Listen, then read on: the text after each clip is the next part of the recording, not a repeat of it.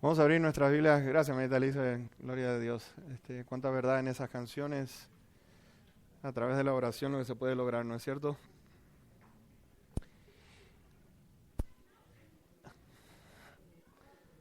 Capítulo 14 de Juan. Vamos a estar enfocados en un solo versículo, el número 6. En esta noche, hoy había dicho el domingo pasado, estaba mirando, pensaba que ya había terminado con la serie esta de apologética, es decir, el poder, cómo defender nuestra fe. Pero en sí me quedaba este último mensaje, entonces con este vamos a finalizar, sí, de seguro, esta serie que hemos comenzado en diciembre, los domingos en la noche. La parte de aquella, de la teología, es decir, teología, de Dios, logía, la lógica, lo que es la explicación de Dios, dedicando a defender aquello en lo cual nosotros creemos, por qué creemos, lo que creemos, se puede resumir en las palabras del apóstol Pedro cuando él dijo lo siguiente: estén siempre preparados, fíjense en lo que dice Pedro, estén siempre preparados para presentar defensa con mansedumbre y reverencia ante todos los que demanden razón de la esperanza que hay en ustedes. Eso lo encontramos en 1 de Pedro 3, verso 15.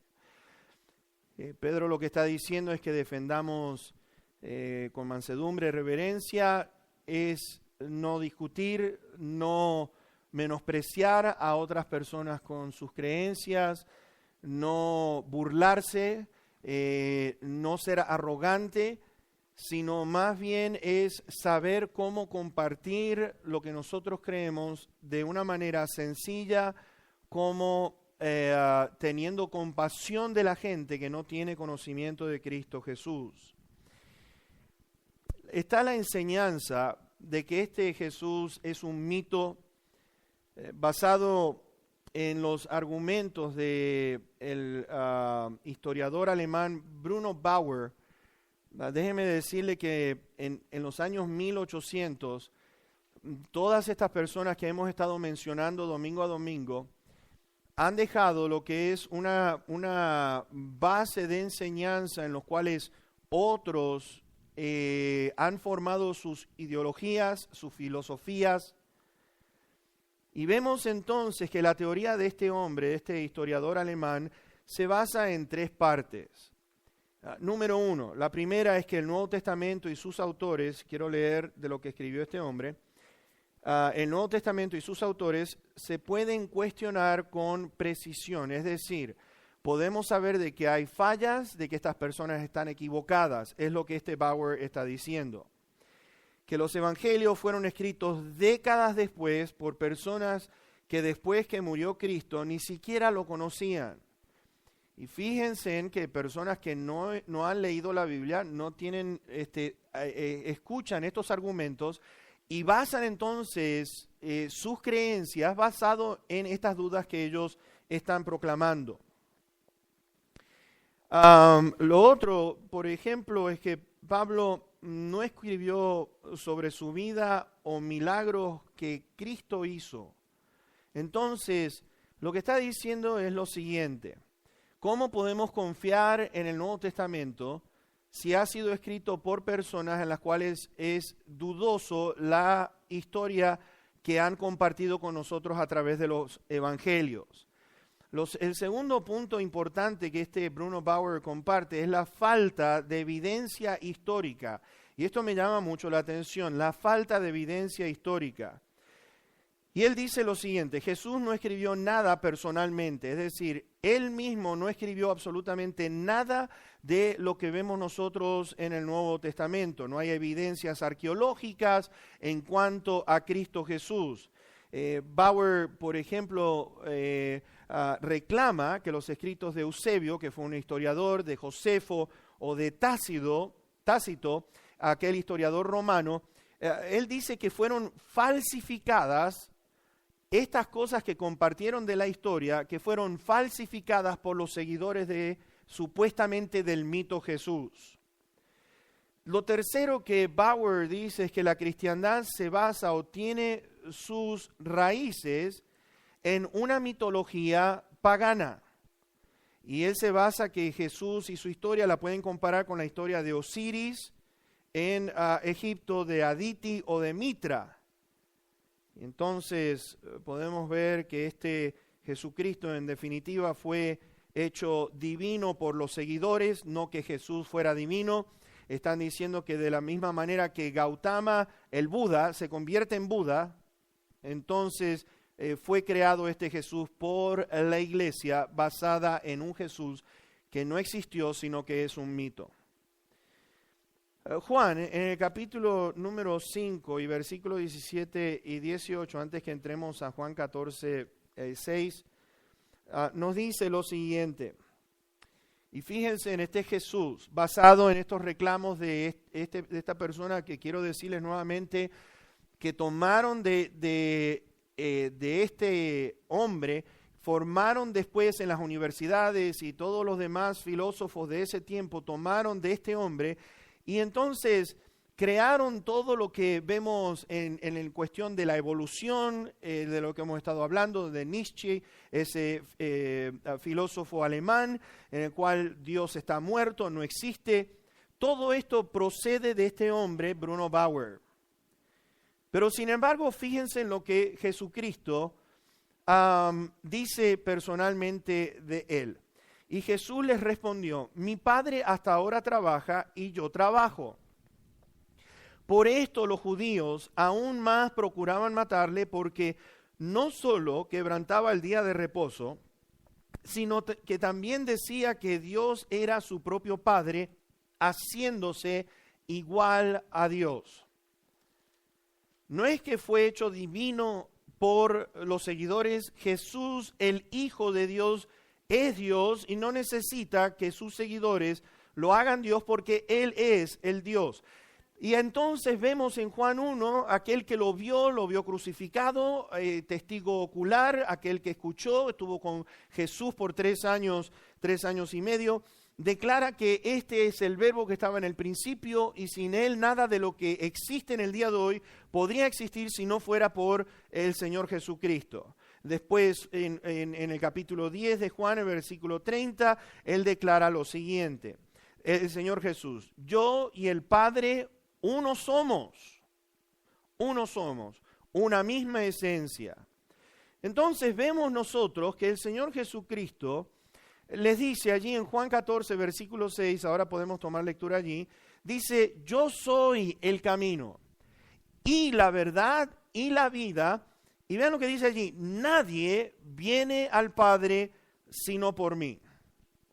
Nadie puede entrar al reino de los cielos, nadie puede entrar en el cielo si no es a través del Señor Jesús. Así que lo primero que podemos ver es que Jesús y Dios Padre es una misma cosa, una misma esencia. Es lo que dice el Señor Jesucristo.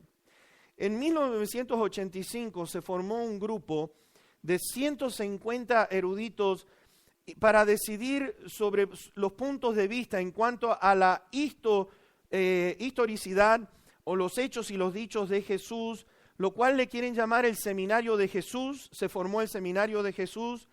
Se vienen 150 de grandes pensadores supuestamente cristianos para mirar aquello que el Señor Jesús había dicho y aquellas cosas que había hecho. Y en ese seminario agregan de que el Evangelio, ponen el Evangelio de Tomás, que déjenme decirle, tiene discrepancias ahí, por eso no fue incluido juntamente en el canón de la Biblia, es decir, de que fuera un autor en el cual pudiéramos confiar. Pusieron los libros apócrifos como algo que viene de Dios cuando es algo histórico. Decidieron que el juicio final, fíjense en esto, que no creen el juicio final, sino que manda a la iglesia, fíjense en esto, este grupo de personas descubrió que la iglesia está para reparar el mundo. La iglesia, no Dios, sino que la iglesia está en capacidad de reparar el mundo y por lo tanto no va a haber un juicio final. El Evangelio de Juan, por ejemplo, no tiene absolutamente ninguna autoridad. Y el propósito de este grupo de gente que dicen ser evangélicos, que creen o dicen creer en Cristo Jesús, lo único que han hecho es crear dudas. Estuvieron prácticamente como 20 años hasta que se murió el autor o el que promocionó todo este movimiento. La idea de este grupo ha sido de hacer a la gente vacilar, de que tuvieran desconfianza, poner sospechas en cuanto a lo que dice la Biblia. Y han hecho un buen trabajo. Pero observemos esto. Hay algo con respecto a esto que estaba diciendo Bruno Bauer, que no hay falta de arqueología, de la historia. Les quiero decir una cosa. Más de 25,000 sitios que están en la Biblia han sido descubiertos. 25 ciudades, pueblos, personas, 25,000 han sido descubiertos por la arqueología. ¿Por qué dudar la Biblia entonces? ¿Por qué debemos de poner dudas en la Biblia cuando todas estas evidencias están a la vista? Y hay algo que tenemos que mirar, es lo siguiente. Pongámonos a pensar en esto. Si uno tiene algo más sólido, ¿ok? Presten atención. Si alguien tiene algo más sólido y razonable para creer, entonces, por medio de las evidencias que puedan llegar a tener, recién allí se puede decir que la Biblia está equivocada. ¿Me entienden lo que estoy diciendo? Entonces, como no pueden, la Biblia sobresale sobre todos los libros, en todos los tiempos, porque es palabra de Dios. Y eso es lo más maravilloso en la fe en la cual nosotros hemos puesto nuestra confianza. Porque hay algo que tenemos que mirar, es lo siguiente: si la Biblia es poco fiable, es decir, que no se puede confiar, entonces no pueden presentar nada específico, o sea, la iglesia no puede presentar nada específico sobre algo en el cual no podemos tener tanta confianza. Entonces la Biblia, ¿para qué confiar en ella? Vamos a mirar eso.